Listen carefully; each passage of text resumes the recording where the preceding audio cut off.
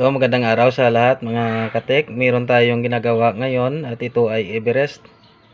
Kakapasok lang din at ang sabi ng may-ari meron daw standby pero hindi nag-on yung picture. Kaya subukan natin to kung kaano yung problema ng ganitong unit mga katek. So saksak natin. Ayan mga katek, meron siyang power standby kaso lang ayaw mag-on. Ayan mga katek, ayaw talagang mag-on ng kanyang unit, kaya try natin tong baklasin kung ano yung problema ng ganitong Everest 42 inches.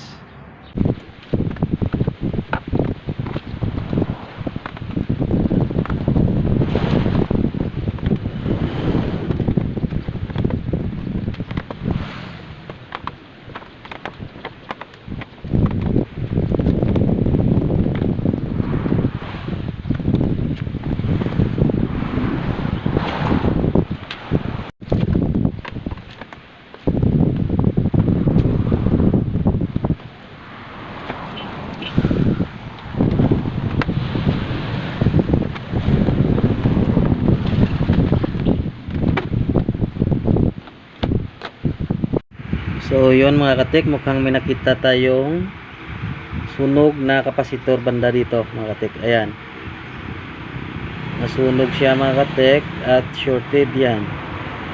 Kaya try nating kunin yan, i-pull out natin yan. Walang pa makikita dito mga katek. Yan po mga katek, yan po. Yan yung sunog na caps at shorted po yan.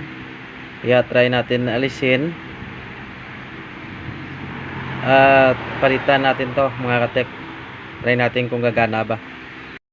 So yan mga katek, yung kapasitor na shorted kanina ay tinanggal na lang natin. So napapansin nyo, sunog na yung connection yan at nag-jumper na lang tayo ng 12 volts papunta dyan sa ating regulator mga katek.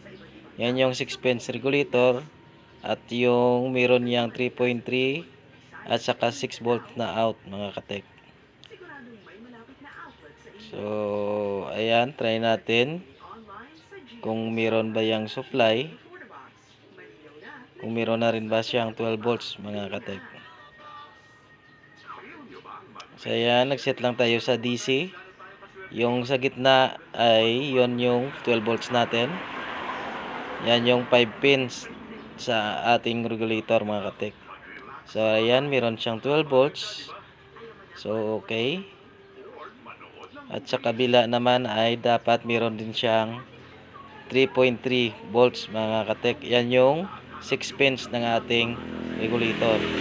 So ayan mga katek, meron siyang 3.3 volts. At sa number 1 pins ng ating regulator naman ay dapat meron din siyang 6 pins mga 6 volts mga katek. So ayan. So yun mga katek, meron siyang 6 volts mga katek.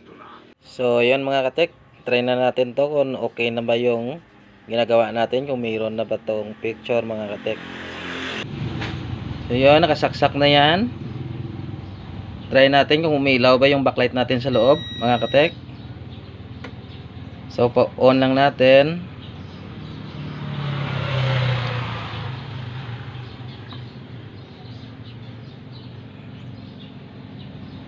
So yun mga katek, umilaw na. So mayroon na tayong backlight. At tingnan natin yung display, kung mayroon na bang display to mga katek. Yan.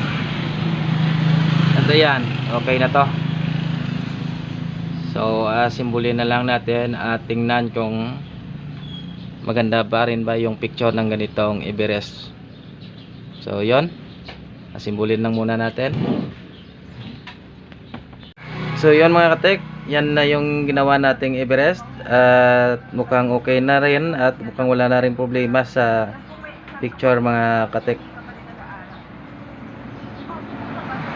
So yun lang, maraming salamat mga katek sa walang sawang panonood.